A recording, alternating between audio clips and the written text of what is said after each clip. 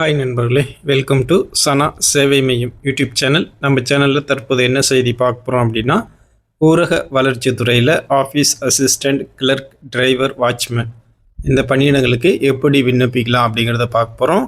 அதுக்கு முன்னாடி நம்ம சேனலை சப்ஸ்கிரைப் பண்ணாதவங்க சப்ஸ்கிரைப் பண்ணிங்க. ஊரக வளர்ச்சி துறையில் அருமையான வேலை வாய்ப்பை கொடுத்துருக்காங்க. இதற்கு விண்ணப்பிக்கணும் அப்படின்னா tnrd.tn.government.in இந்த வெப்சைட்டுக்கு போயின்னு இந்த வெப்சைட் கிளிக் பண்ணால் இந்த மாதிரி பேஜ் ஓப்பன் ஆகும். இந்த வெப்சைட் ஓப்பன் ஆகும். இதில் 4 வகையான போஸ்ட் கொடுத்துருக்காங்க. எந்த போஸ்ட்டுக்கு அப்ளை பண்ணணுமோ அதுக்கு நேராக நீங்கள் கிளிக் பண்ணிக்கணும். விண்ணப்பிக்க அப்ளை அப்படின்னு இருக்கும். அப்ளைங்கிறத கிளிக் பண்ணிட்டீங்கன்னா இந்த மாதிரி பேஜ் ஓப்பன் ஆகும். இதில் ஃபஸ்ட்டு வகுப்பு கேட்குறாங்க. கம்யூனிட்டி நீங்கள் எந்த வகுப்பு சேர்ந்தவங்களோ அதை டிக் பண்ணிக்கங்க.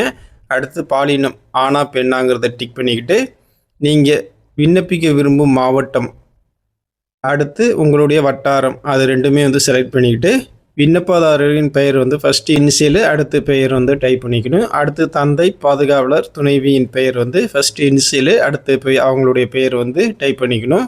உங்களுடைய கல்வி தகுதி என்னங்கிறத நீங்கள் செலக்ட் பண்ணிக்கணும். அதுக்கப்புறம் அதற்குண்டான சான்றிதழை வைக்கணும். கடைசியாக நீங்கள் என்ன பயின்றீங்களோ, 10னா 10th மார்க் ஷீட்டு, 12னா 12th மார்க் ஷீட்டு, இது நீங்கள் அதில் அட்டாச் பண்ணணும். அடுத்து அந்த ரிலீஜியன் செலக்ட் பண்ணிக்கங்க. உட்பிரிவு என்னங்கிறத செலக்ட் பண்ணிங்க. அடுத்து முன்னாள் இராணுவ வீரரா, ஆதரவற்ற விதவையா, மாற்றுத்திறனாளியா அப்படின்னு கேட்குது. அது எந்த கேட்டகரியில் இருக்கீங்களோ அது எஸ்ஸாக இருந்தால் எஸ் போட்டுங்க, இல்லைன்னா எல்லாத்துக்குமே நோ போட்டுக்குங்க. அடுத்து உங்களுடைய குடும்ப அட்டை எண் என்னங்கிறத உங்கள் ரேஷன் கார்டில் இருக்கக்கூடிய அந்த நம்பரை நீங்கள் அப்படியே பார்த்து டைப் பண்ணணும். ஸ்மார்ட் கார்டில் ஃபோட்டோவுக்கு கீழே இந்த நம்பர் இருக்கும். அதை நீங்கள் அப்படியே ஃபுல்லாக டைப் பண்ணிக்கிட்டு உங்களுடைய பிறந்த தேதி நீங்கள் செலக்ட் பண்ணணும். இயரு, மாதம், டேட்டு அப்படிங்கிற அடிப்படையில் செலக்ட் பண்ணணும். அடுத்து உங்களுடைய சொந்த மாவட்டம் எந்த மாவட்டத்தை சேர்ந்தவங்களோ அதை செலக்ட் பண்ணிக்கிட்டு உங்களுடைய கைபேசி எண் டைப் பண்ணுங்கள். அடுத்து உங்களுடைய இமெயில் ஐடி இருந்துச்சுன்னா எஸ் கொடுத்துட்டு இமெயில் ஐடி கொடுத்துங்க, இல்லைனா நோ கொடுத்துங்க. 1ஆம் வகுப்பு முதல் 8ஆம் வகுப்பு வரை தமிழ் வழியில் கல்வி பயின்றிருக்கீங்களான்னு கேட்குது. எஸ்ஸாக இருந்தால் எஸ் கொடுத்துருங்க, நோவாக இருந்தால் நோ கொடுத்துங்க. மிதிவண்டி ஓட்ட தெரிந்தவரா அப்படின்னு கேட்குறாங்க. எஸ்ன்னா எஸ், நோனா நோ கொடுத்துங்க. அடுத்து உங்களுடைய தொடர்பு முகவரியில் ஃபஸ்ட்டு டோர் நம்பர், அந்த இடத்துல உங்களுடைய டோர் நம்பர் டைப் பண்ணிக்கங்க. அது ஸ்ட்ரீட் அப்படிங்கிற 3வது காலம் இருக்குது. அதில் உங்களுடைய தெரு பேர் டைப் பண்ணிக்கங்க.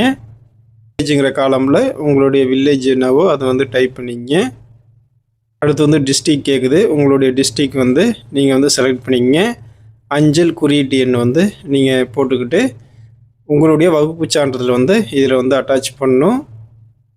அதுக்கப்புறம் உங்களுடைய புகைப்படம் அட்டாச் பண்ணணும்.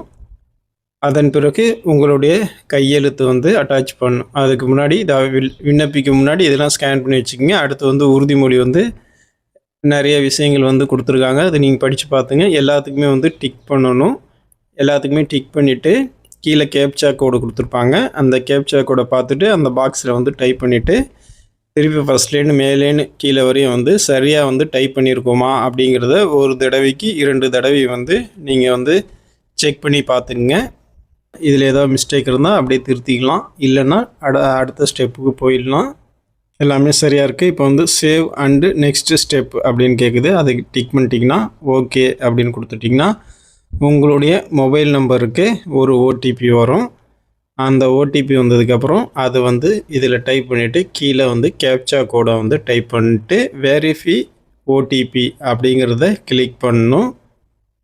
ஓடிபி போட்டாச்சு, கேப்சா கோடும் போட்டாச்சு. இப்போ வெரிஃபை ஓடிபி கொடுக்குறோம். அடுத்த ஸ்டெப் போகுது. OTP success verified. அடுத்து நம்ம அப்ளை பண்ணது, டைப் பண்ணது எல்லாமே ப்ரிவ்யூ ஆகுது. எல்லாம் சரியாக இருக்கா அப்படிங்கிறத நம்ம பார்த்துக்குறோம். ஏதாவது மிஸ்டேக் இருந்துச்சுன்னா கூட எடிட்டுங்கிற ஒரு ஆப்ஷன் இருக்குது கீழே, அதை கொடுத்துக்கலாம். இல்லைனா ப்ரொசீடர் டு பே போயிடுன்னு இந்த பேஜ் வந்துடுச்சு. ஐ அக்ரி கொடுத்துட்டு பே யூஸிங் அதை கிளிக் பண்ணணும். இதை கிளிக் பண்ணும்போது பேமெண்ட் பேஜுக்கு போயிடும். இதில் பேமெண்ட் கவர்மெண்ட்டுக்கு 100 ரூபா செலுத்துகிற மாதிரி இருக்கும். அது யூபிஐ மூலமாக அந்த ஸ்கேன் பண்ணி நம்ம பேமெண்ட் பண்ணுறோம். 100 ரூபா கவர்மெண்ட் ஃபீஸ் செலுத்தணும், அப்ளிகேஷன் ஃபீஸு. பேமெண்ட் சக்ஸஸ்ஃபுல்லாக ஆகிடுச்சு. அடுத்து வந்து இந்த பேஜுக்கு போயிடும். இதில் வந்து டவுன்லோட் அப்ளிகேஷன் பிடிஎஃப்னு இருக்கும். அதை கிளிக் பண்ணிங்கன்னா உங்களுடைய அப்ளிகேஷன் வந்து இந்த பிடிஎஃப் ஃபார்மேட்டில் வந்து வந்துடும். இதை நீங்கள் பிரிண்ட் எடுத்து வச்சுக்கலாம். நண்பர்களே, இந்த அடிப்படையில் தான் வந்து இந்த வேலைக்கு வந்து அப்ளை பண்ணணும். இதில் உங்களுக்கு ஏதாவது டவுட் இருந்துச்சுன்னா கமெண்டில் தெரிவிங்க. நான் முடிஞ்ச அளவுக்கு கிளியர் பண்ணுறேன்.